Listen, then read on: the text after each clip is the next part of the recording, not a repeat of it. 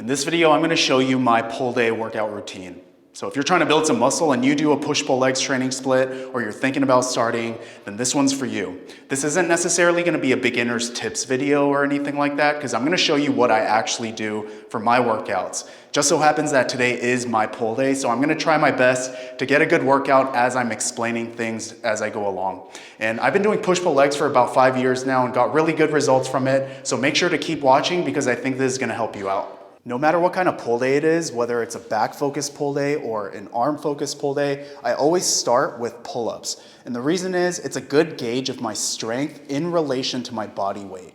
Based on how many reps I can do on those first sets, it tells me a lot about what I need to know as far as making adjustments for the rest of my workout or my plan in general, my nutrition plan or how much rest I'm getting. Like let's say for instance, I'm used to doing 10 pull-ups on that first set before I hit failure. But this time I only do 8 pull-ups.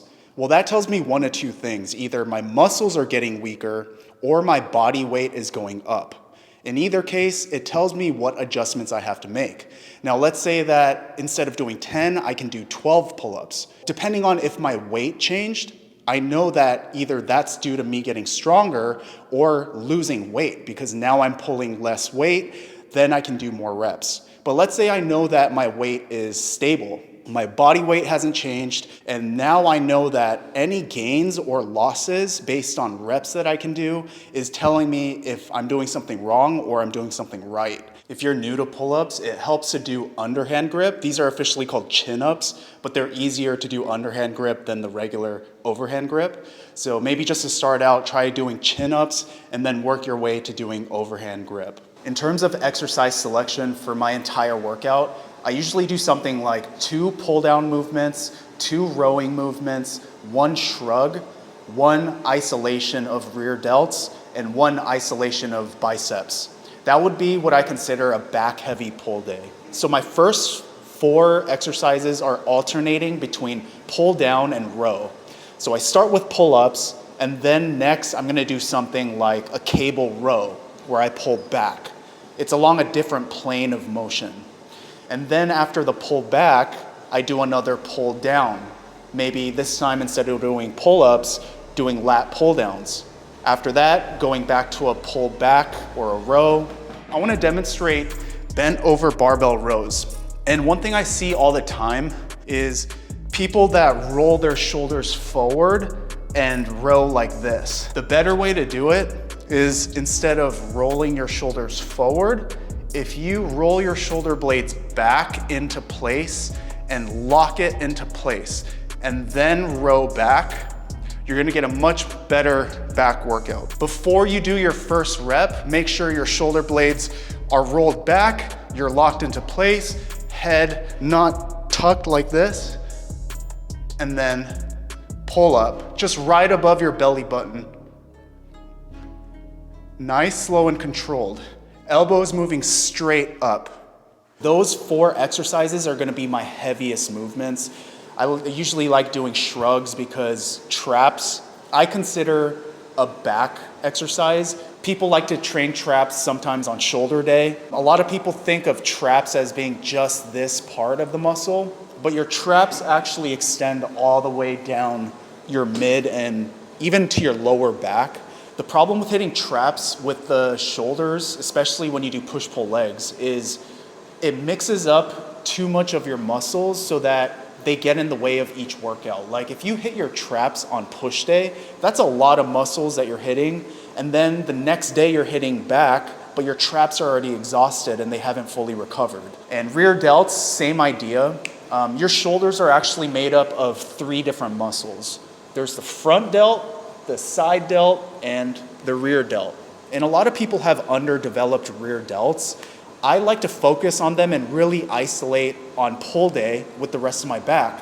Your rear delts are being engaged in a lot of your heavy back movements. Pretty much all your back exercises engage your rear delts to some extent. Lastly, I like to finish it off with bicep curls, whether it's a preacher curl machine and I'm doing 1 arm at a time, to really focus on the squeeze, or I'll just do them with dumbbells. Depending on the grip, it's gonna work different parts of your biceps. Don't use momentum like this. I see people do that all the time. You're still getting a workout, but it's just not optimal. The more strict you are with your form, the more you're actually training the muscles that you want to train. So it doesn't matter if you're lifting as heavy.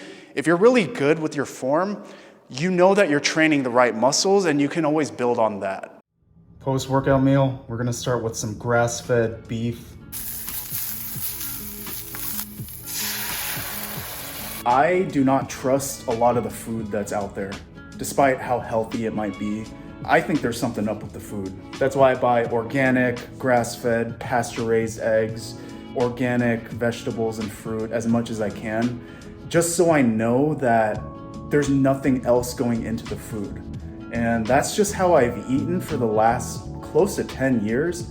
And I think focusing on nutrition has been such a huge part of my results and the journey itself. And it builds character to really be disciplined with what you eat. If you're natty, it's one of the only tools that you have to building a great physique. Despite what people tell you, PEDs, steroids, they definitely make it easier. People might say like it's not easier because you still have to work hard even if you're on performance enhancing drugs, but it's still easier. Like if you have one person who's natural, who wants to gain 10 pounds of muscle, and another person who took drugs and wants to gain 10 pounds of muscle, it's going to be easier for person B. It's not that person B doesn't work hard, it's harder for person A because he's natural. If you wanna stay natty, you're gonna have to work harder and focus more on nutrition because there's less that we can get away with. Anytime I slip up on my diet, my results go real quick, especially now being in my 30s, I can't get away with as much as I used to. Final meal of the day, got my creatine monohydrate. I've been on this for like a couple weeks now and been seeing some good gains from it, so that's nice. But nutrition is where it's at, man. It's all about being consistent. If you guys want some ideas on how you can be more consistent with diet and exercise, click this video right here. Maybe it'll help you out. But thanks for watching. If you like this video, make sure to give it a thumbs up. But until next time, guys, I'll see ya.